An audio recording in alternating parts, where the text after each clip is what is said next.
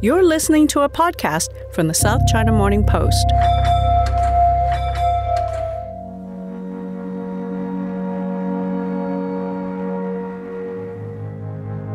Since March of this year, millions of people have been searching Google for this basic term, Covid-19 vaccine. It is a unifying hope being expressed around the world as the death toll rises. The lockdowns continue, and we continue to deal with the new normal that is life during a pandemic. Is there a vaccine? When will there be a vaccine? Who is leading the race for a vaccine? But there is another question looming. Who will get the vaccine first?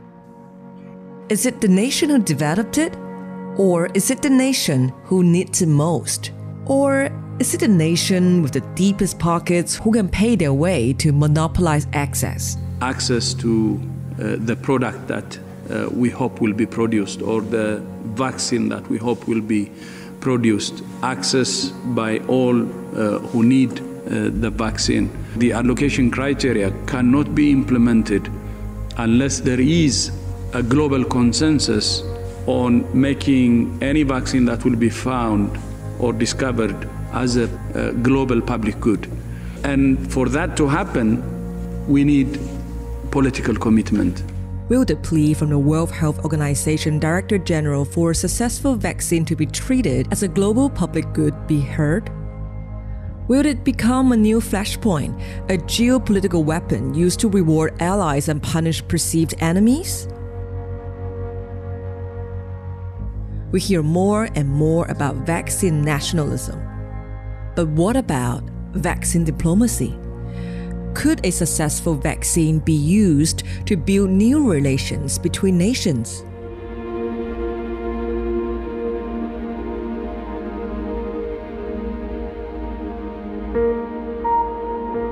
Welcome to the Inside China podcast. My name is Mimi Lau. And my name is Kinling Lo. In this episode, we are going to look more closely at China's efforts to develop a vaccine for COVID-19 and its intentions to distribute it to countries around the world in what some people are describing as a kind of vaccine diplomacy. But before we start, let me remind you, vaccine development is, by its very nature, a developing story. Please check for the latest updates and news with our round-the-clock coverage at the South China Morning Post website at cnp.com. Our source document for vaccines in development was published around a week ago by the World Health Organization, titled Draft Landscape of COVID-19 Candidate Vaccines. We did a deep dive into vaccine development back in our June 12 podcast. It was called COVID-19 Vaccine Tests, The Ethics of Human Trials, Vaccine Nationalism, and Big Pharma. But let me give you a quick recap of the 3 phases of trials needed for a vaccine to be successfully tested. Phase 1 is where scientists give the vaccine to a small number of people to check if it's safe and how big the dosage should be, and to see if it gets a response from the immune system. Phase 2 is where the tests are expanded to hundreds of different people. And Phase 3 is where the vaccine is tested on thousands of people, compared to thousands who receive a placebo, to see if the vaccine protects them from getting infected. And there's the approval process, where regulators in each country check those trial results and decide whether or not to use the vaccine on their populations. So here's an update on a global effort to develop a vaccine. There are 139 vaccines in preclinical trials. There are 25 vaccines in Phase 1 small-scale safety trials. And there are 17 vaccines in Phase 2 expanded safety trials. And there are 6 vaccines in Phase 3 large-scale efficacy trials. 3 of those vaccines are being manufactured by Chinese companies. There might be more than one successful vaccine developed, there might be none. But if a successful vaccine does get developed, we get back to the original question: who gets it first?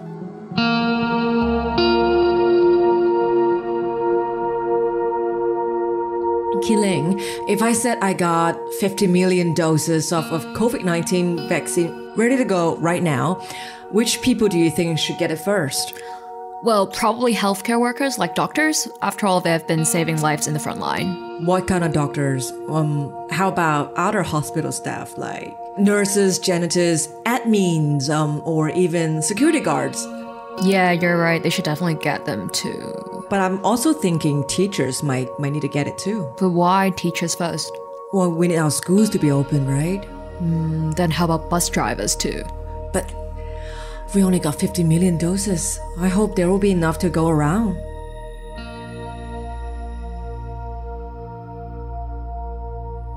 What we're doing here right now is a version of what happens in the emergency departments of hospitals each day. It's called Triad.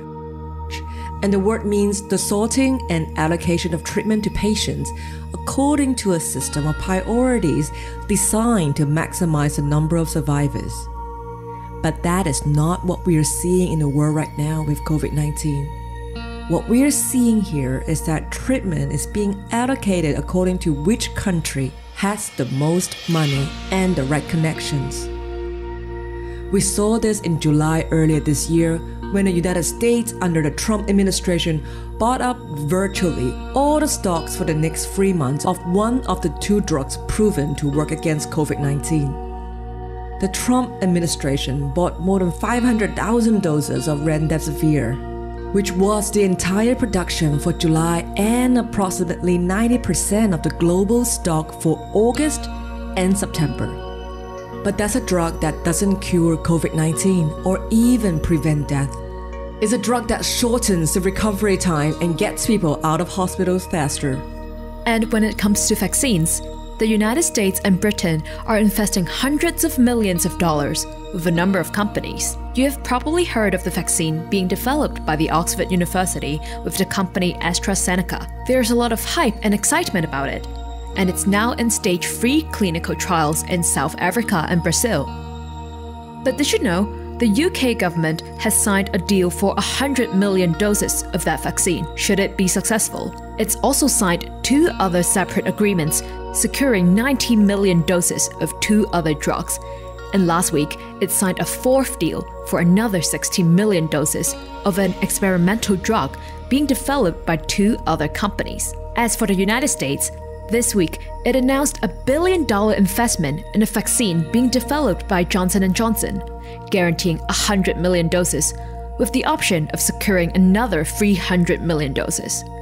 So far, the US government has spent almost $10 billion on 5 other companies, securing 700 million doses of the vaccines should they all be successful.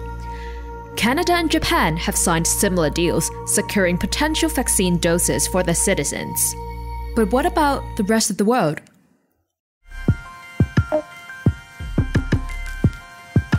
Podcast we make for you, we mentioned the 24-hour coverage on the South China Morning Post website, scmp.com.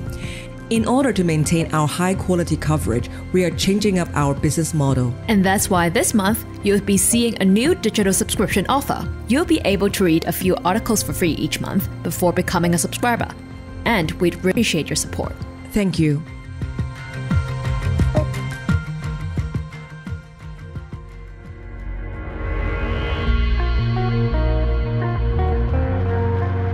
Two of our colleagues on the China desk have been following the development of vaccines and the evolution of vaccine politics and vaccine diplomacy over the past few months.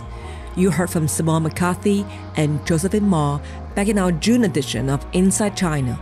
Here's what they had to say about the latest developments. So Simone, we've talked to you in previous episodes. It's great to speak to you again. A lot of media attention was given earlier this year to this concept of mass diplomacy that China was pursuing. And there is this thing called vaccine diplomacy. Can you take us again through this? Sure, I'd be happy to. I think one of the things that I think about when I consider the term vaccine diplomacy is the idea of vaccine nationalism, which is maybe the other side of the coin. And so as we're trying to get vaccines that work for COVID-19 approved, one of the things that we know is that even if we know that there are vaccines that are safe and effective, there's going to be a limitation on supplies at first. And so certain countries have been rushing to snap up doses of vaccines, putting billions of dollars into that. And there's going to be a lot of countries who may not be able to have access right away, potentially. So I guess what I would consider as vaccine diplomacy is, from the perspective of China, they may be able to reach agreements or provide vaccine doses of the vaccines that some Chinese companies are producing to countries that may not have other alternatives to get as much supply as they need. In fact, this could be a way that they could even shore up some of their allegiances along the Belt and Road, China's vast infrastructure and trade project. But one of the things that is kind of interesting about this is that there actually is another system that's being put in place by WHO and a couple of global health organizations that focus on vaccines. It's known as the COVAX facility. And basically that project is all about helping participating countries get access to vaccines. Their model is that every country that participates will get 20% of their population's worth of vaccine doses by 2021. China so far has not donated to that fund or expressed interest in joining it. So it seems as though China's idea of vaccine diplomacy is maybe a bit more unilateral. That's very interesting. So China is not joining a multilateral project to supply vaccines potentially. And like you said, they just prefer to do it on their own right now. So can you tell us about China's Foreign Minister Wang Yi? What was his offer to other countries? Yeah, so I'm glad you asked that. We've seen some interesting statements come out in the past couple of weeks. One of them is that Mexico's government reported that China's Foreign Minister Wang Yi has offered US $1 billion in loans to Latin American and Caribbean countries to get access to vaccines. Now, that's something that China's statement on this joint video conference between China and these countries did not specify. But what they did do was point to the line that has been very important for China within this entire conversation of vaccine. And that is that they repeated the fact that China's vaccines will be considered a global public good. This is really the cornerstone of how China has been talking about vaccines that are produced in China. It's something that was first committed to by President Xi Jinping at the World Health Organization's governing body meeting all the way back in May. So basically, that phrase was used again by Wang Yi in a meeting with Nepal, Afghanistan, and Pakistan just at the end of last month. And again, he said that those countries may benefit as China makes its vaccine a global public good.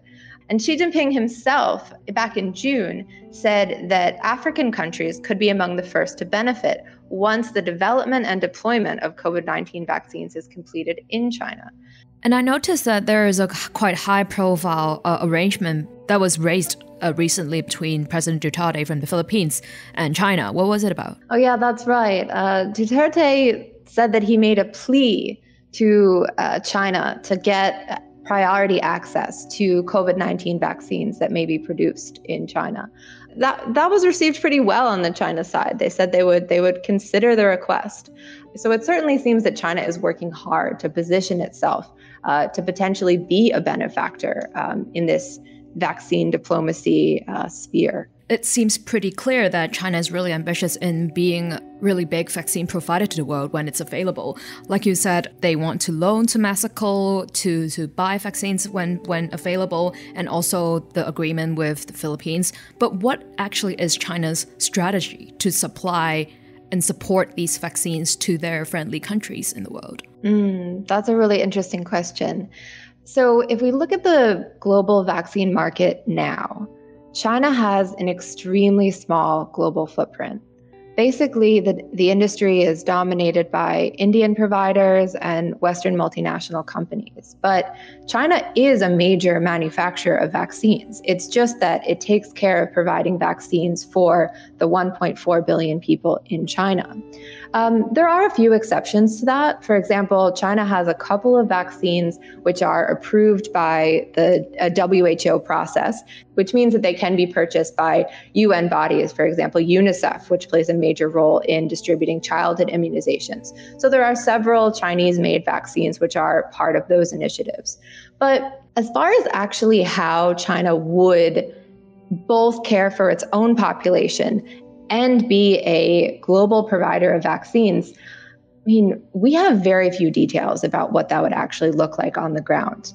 I think one of the things that's been suggested to me by a global health expert who watches this space pretty closely, specifically with China, said that China could really roll out its own vaccine deployment within China, while also allocating some doses of vaccine to go to some of those, as you rightly call them, friendly countries.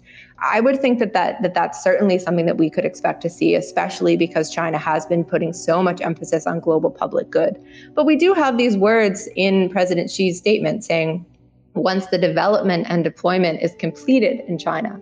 So I think a bit of it does certainly hang in the air. There is one other thing I should mention, though, which is that, companies also can make some of their own initiatives and agreements. And so we have seen another option, which I would refer to as technology transfer.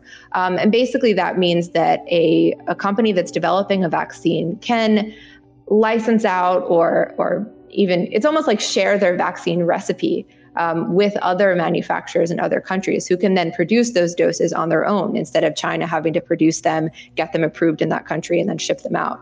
And so the main example of that right now in the world is the vaccine that's produced by Oxford University in partnership with AstraZeneca. They have given the Serum Institute of India, the world's largest producer of vaccines, the go-ahead to make 1 billion doses of those vaccines. There is some indication that's also happening with China's Sinovac.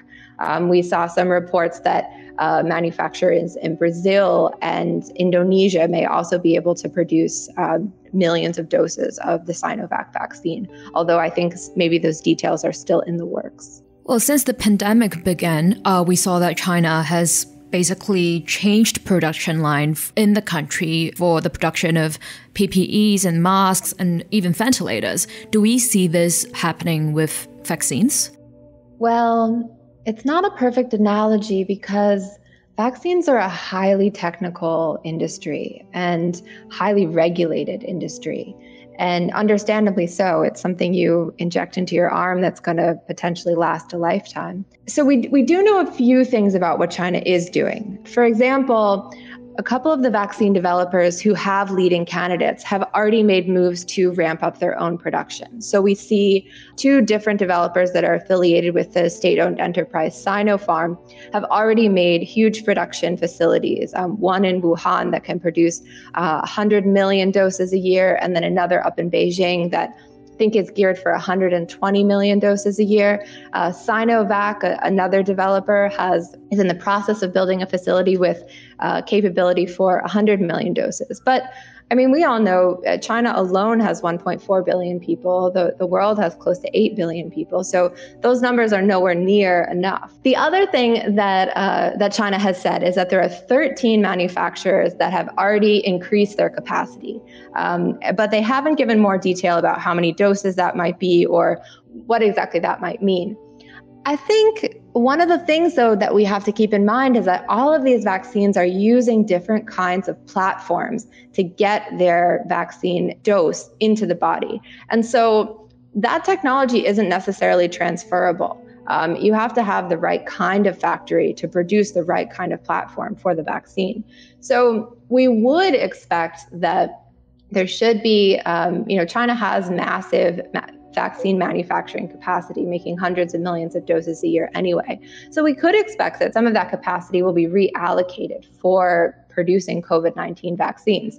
And as some of the industry experts that I've spoken with have pointed out, the government could really play a very key role in organizing that and facilitating that. And they don't think that it will be that difficult for China to quickly ramp up production.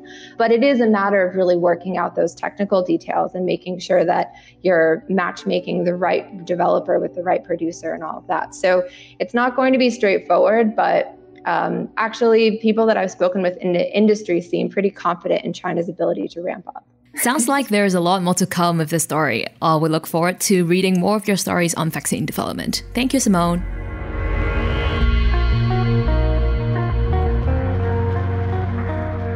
We've got Josephine Ma, one of our China desk editor. She is an expert covering the COVID-19 and vaccine development. So Jo, can you please brief us? What is the latest with vaccine development? Sure, thanks. There are a lot of things going on right now. The data from clinical trial 1 and 2 look quite good. And 6 of them have already entered phase 3 clinical trials. And that's the last stage of clinical trials. People are expecting data from these trials by year end. Yesterday, the American top infectious disease expert Anthony Fauci said he's optimistic there will be a vaccine by early next year. But having said that, we don't know the efficacy of these vaccine candidates yet because they haven't finished the clinical trial 3. That those are very important step to test whether a vaccine candidate can protect people from being infected or getting seriously ill. But still, I mean, there is a lot of progress going on.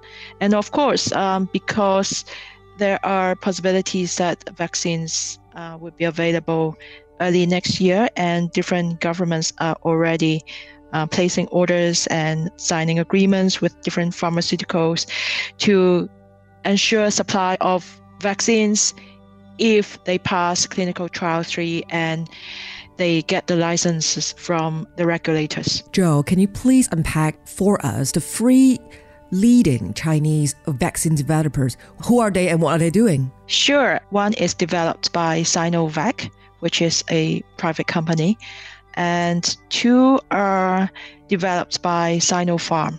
Sinopharm worked with Wuhan Institute of Biological Products for one candidate, and it works with Beijing Institute of Biological Products for another candidate. And all these are inactivated vaccine. Sinovac is having clinical trial 3 in Brazil right now, and Sinopharm is testing its 2 candidates in UAE. CanSino, another Chinese pharmaceutical, is having a candidate co-developed with Chinese military scientists, and which is a adenovirus vaccine. It used to be a front runner among the Chinese vaccines. It's actually the first vaccine to have human trials, but it's now it has completed clinical trial 2, but is still haven't started clinical trial 3 yet. So Jo, we've been talking a lot about vaccine diplomacy today, and there is a really interesting story revolving around CanSino, which you just talked about. Can you brief our readers and listeners, what is it really about and what is so interesting about this development? What happened to CanSino is really intriguing. It has signed a deal with the Canadian government to conduct clinical trial in Canada. It actually planned to start from clinical trial 1, but they plan to fast track to clinical trial 2. And if the data is good, then they will conduct clinical trial 3 there. And CanSino has a long history of working with Canada because they actually co-developed a Ebola vaccine before. So people are quite interested in this cooperation because the relations between China and Canada has been strained by the arrest of Huawei executive Sabrina Meng. And people were watching how this cooperation would go on and thought maybe like scientific cooperation won't be affected by politics. What we found out is the vaccines candidates to be shipped to Canada for clinical trial 1 has been held up by the Chinese customs. So far, there's no explanation from the Chinese side, not from the Chinese customs and not from the company itself. we contacted the Canadian government, and they confirmed that the vaccines have been held up by the Chinese customs. They said they are still waiting for the candidates. So when did the Chinese custom hold up the vaccine candidate? We don't know the exact date, but earlier the Canadian scientist in charge of the trial said he was expecting the trial to start by the end of May. But in early July, the scientist said he hasn't got the vaccines yet. Just last week when we contacted the Canadian government authorities, that's weeks after they mentioned about the holdup of the vaccines by the Chinese customs, they confirmed that the Chinese customs are still having the vaccines. Interesting thing is the company doesn't really mention the trial in Canada anymore in public or in their internal meeting. Instead, they highlighted the talks with several other countries for clinical trial 3. In July, one of the senior executives of the company mentioned that the company is in talks with 4 countries to have clinical trial 3, and they want to have large-scale clinical trials in those countries, but those haven't been confirmed yet. One internal briefing by the top military scientist in charge of the research, Chen Wei, mentioned that they are hopeful that the clinical trials for 3 for the vaccine can start in August, but there's still no formal announcement yet. You mentioned this might have happened between late May and early June. I want you to take us back to May with a statement made by China's President Xi Jinping to the World Health Assembly meeting at the WHO, where he declared the vaccine should be a public good. What did he mean by that? So it's a really opaque statement. The key message of that is China is willing to share its vaccine and also the achievement, the scientific achievement of vaccine development with the rest of the world. But how it's going to share it is not clear yet.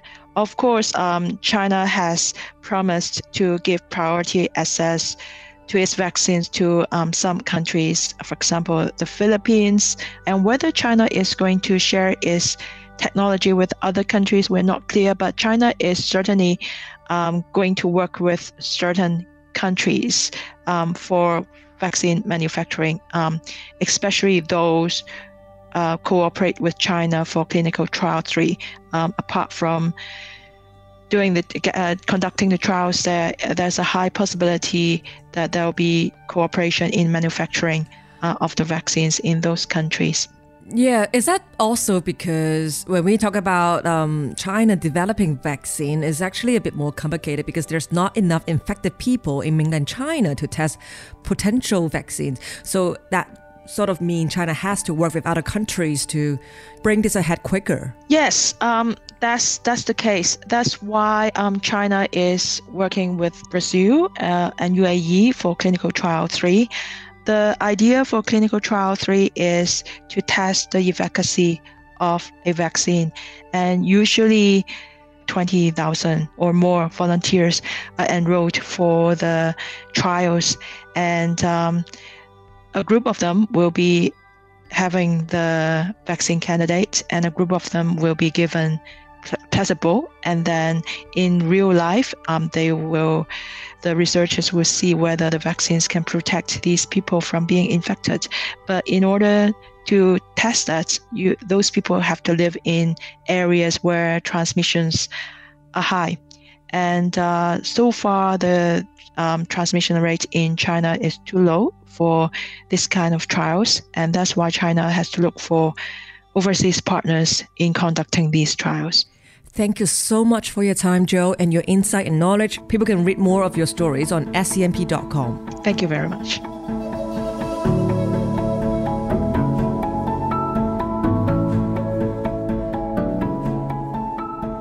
That's all we have for you this week for Inside China. Stay up to date with the South China Morning Post website at scmp.com. I'm Kinling Lo. And I'm Mimi Lau. Stay positive, stay strong. You've got this. we're going to make through this. Bye-bye. For more podcasts from the South China Morning Post, head to scmp.com, where you can hear more about technology, trade, culture, and society.